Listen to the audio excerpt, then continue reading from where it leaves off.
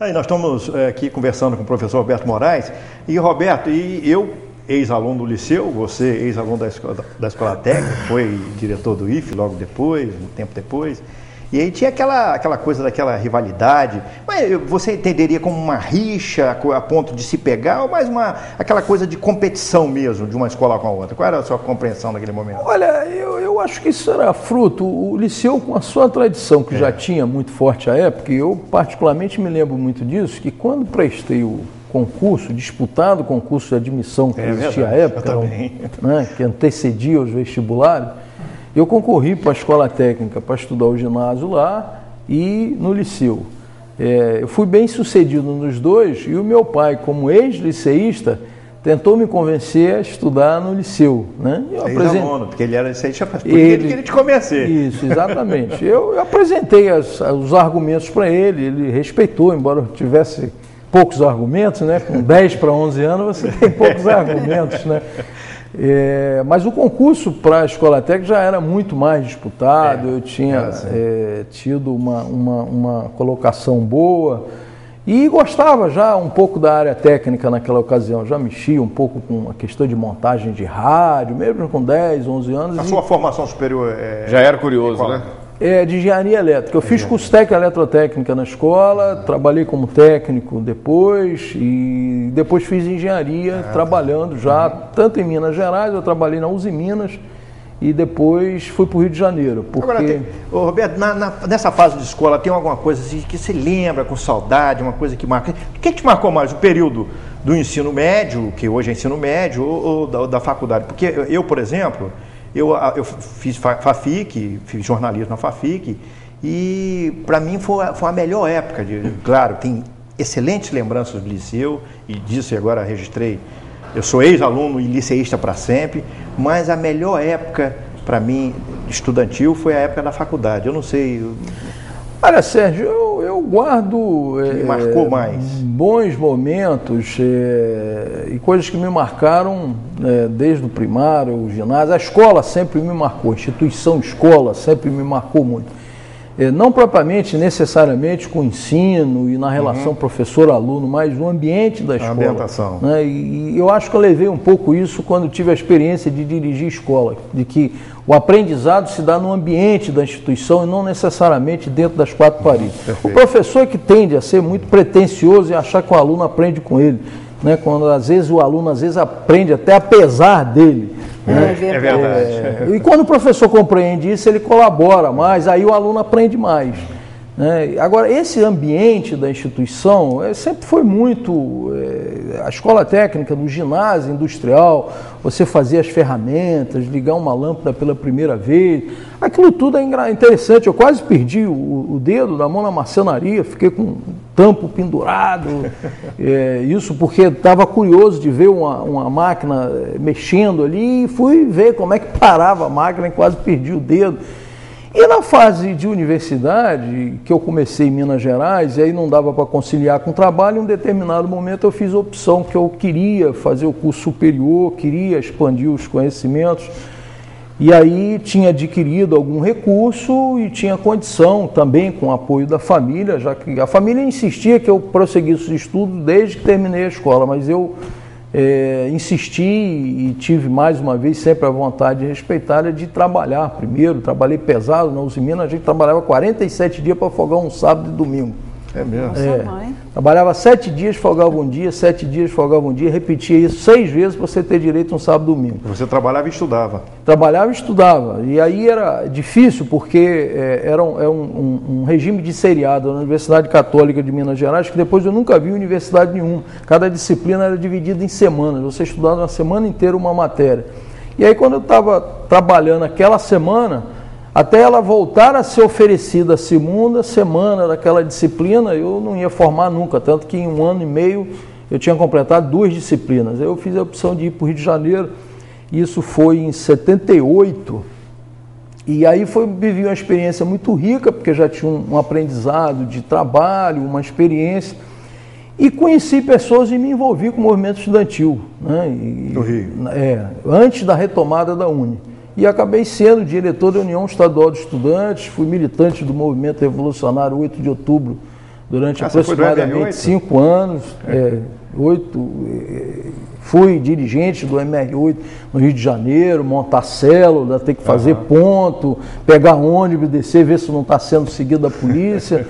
Na derrubada do prédio da Uni na Praia do Flamengo, eu junto com os colegas do... Isso no final de 80, da década final de 70? Final de 70. Eu fui agredido quando o prédio da Uni... já da distensão, já estava discutindo a democratização. Foi quando a Uni retomou o seu trabalho num congresso da Uni, e eu fui diretor da União Estadual dos Estudantes no segundo mandato da UEE, junto com a Uni. Né? Foi até no mandato que o deputado... Mas outro dia eu perguntei uma coisa aqui, e eu sei que... E até para... Se for muito antigo, eu não lembro. Não. A Luciana teve outro dia aqui, Luciana Coutinho, ela também foi militante, Partido Comunista, célula, essa coisa toda. Aí eu quero perguntar a você, que é uma curiosidade que eu tenho. O comunista, e aí o MR8, essa tendência, entendeu, do movimento... Aí tinha um momento de descontração, tinha namoro entre o MR8. Como é que era isso aí? Às vezes eu vejo o pessoal muito militarizado. Não, isso na sua impressão não deixa de ser verdadeiro. Não, errado, não. Não, as pessoas curtiam futebol, curtiam música, tinham as camaradas e os camaradas se entrelaçavam? Dentro do movimento e fora você tinha esse tipo de relação. Mas o movimento em si, ele era muito forte, impressionado por militância o tempo todo. Era sábado, era domingo, ir na porta de fábrica, e as cobranças, especialmente no MR8, com uma certa formação ainda stalinista, que, né, se você defendia uma posição contrária da maioria, né, mesmo que o debate fosse democrático e aprovado por maioria, era pesado e isso machucava a gente, né? Eu me senti liberto o dia que o MR8 depois perdeu o rumo e foi para... Foi antes de apoiar o Quércia, inclusive. A ideologia ela era muito forte naquela época. Muito forte. Muito consistente. Forte. Agora, eu aprendi muito... Isso é o que eu chamo, que você, quando você diz que prevalecia, a maioria que pensasse de uma forma, mas prevalecia... A opinião de um grupo minoritário, seria isso? E aí prevalecia aquele ponto de vista e aquela ação? Porque eu chamo isso eu chamava isso na época minha, lá na militância também, de democracia dirigida. É democrático, mas na hora de decidir, dirige. Tem que ser assim. O famoso centralismo democrático acaba se imperando. E vocês vão se recordar que a forma de fazer isso dentro da MR8 era através do jornal Hora do Povo. Então a linha, né, de atuação política estava dada ali dentro. É lógico que saísse da base posições diferenciadas, você tinha a expectativa de influenciar a cabeça lá em cima, porque na verdade eu era responsável por uma célula, por exemplo, da zona sul do Rio de Janeiro, e ela tinha a obrigação de se multiplicar. Eu fui secretário de organização dessa célula, então tinha a responsabilidade de marcar as reuniões, de agregar novas pessoas, de influenciar no movimento estudantil, de tentar dar apoio no movimento sindical. Então esse movimento, por outro lado... Eu fiz isso pelo PDT. E nesse trabalho de sindical... Porque é muito semelhante, né? Hoje a formação política, de uma maneira geral, os partidos perderam isso um pouco. Exato. E acaba isso sendo feito meio... ou por um acaso, ou de uma maneira desorganizada via a grande mídia, né? E agora talvez aí pela mídia eletrônica dos blogs. Agora, uma das coisas que eu me recordo, que tem me ajudado muito, é que você acaba aprendendo nessa formação política a fazer análise política, porque as pessoas, por exemplo, Castelinho, a coluna do Castelinho no JB, era referência para saber para onde estava indo a direita, o centro, os militares, o movimento popular, porque ele ecoava alguns movimentos populares.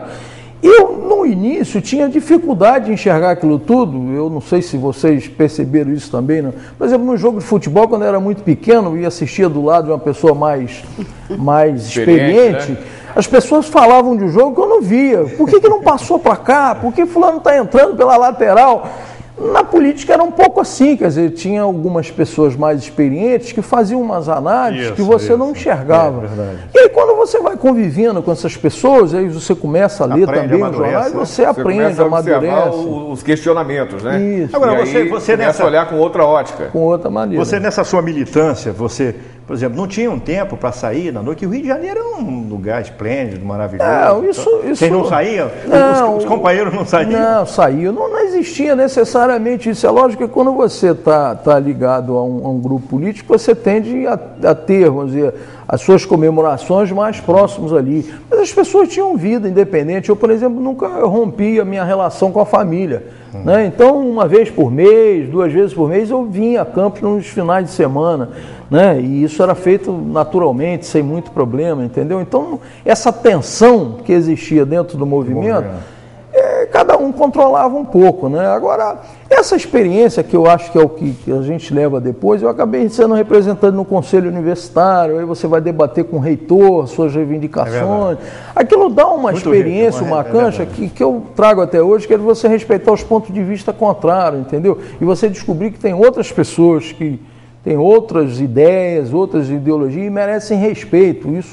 Essa tolerância, que é um aprendizado que nem sempre você adquire no movimento estudantil. Porque no movimento estudantil você vai encontrar gente com maior capacidade de fazer esse debate e outros com menos capacidade. Agora, Roberto, me diz uma coisa. Eu sei que nós estamos lá no Rio de Janeiro, mas deixa eu saber um pouquinho sobre você. Eu acho que nós estamos curiosos. O casamento já foi em Campos, não é? Foi em Campos. Foi em Campos. E como é que eu foi namorei, um período desse grande que eu estava no Rio, eu já namorava minha atual esposa Eudinha em Campos. Eu namorei no Você final, tem filhos? 10 anos, tem 2 filhos. 2 filhos. Um casal de filhos. E o Dinha é campista? É campista.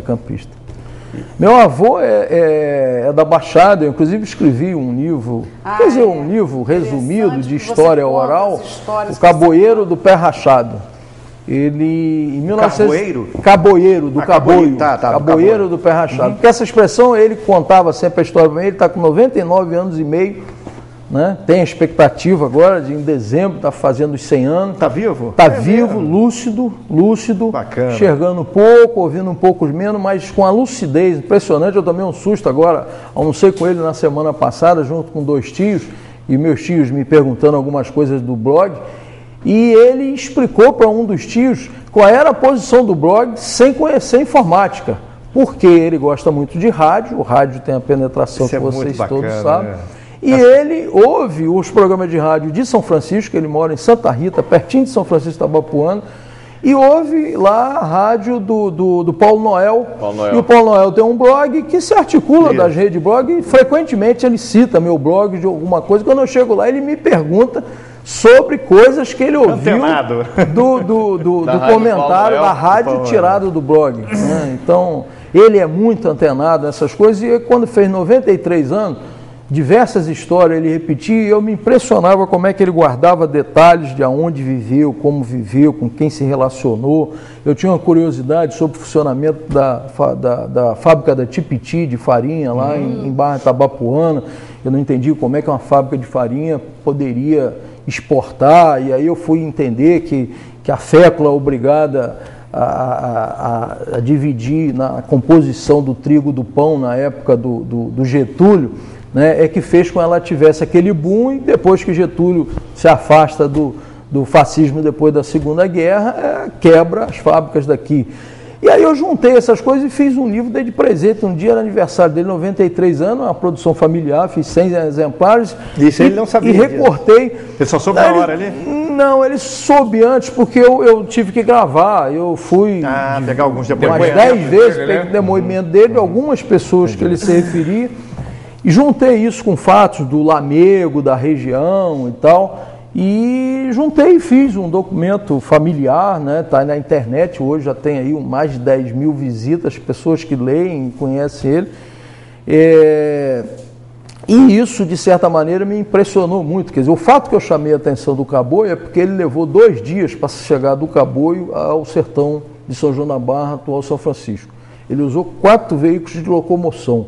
Né? Ele usou o animal, o cavalo... Isso há quanto tempo atrás, mais ou menos? Isso em 35, são 75 anos atrás. Ele levou 2 dias para chegar lá. Né? Teve que pernoitar em Campos para chegar em São Francisco. E depois lá é que ele... Quais são os meios, você ia dizendo os meios... Ele Mas, usou nós vamos fazer essa viagem no próximo bloco, porque nós já esgotamos agora esse bloco. E aí no próximo bloco, você que está aí, vai ouvir do professor Roberto Moraes essa viagem lá, Caboio até São Francisco. Fica aí.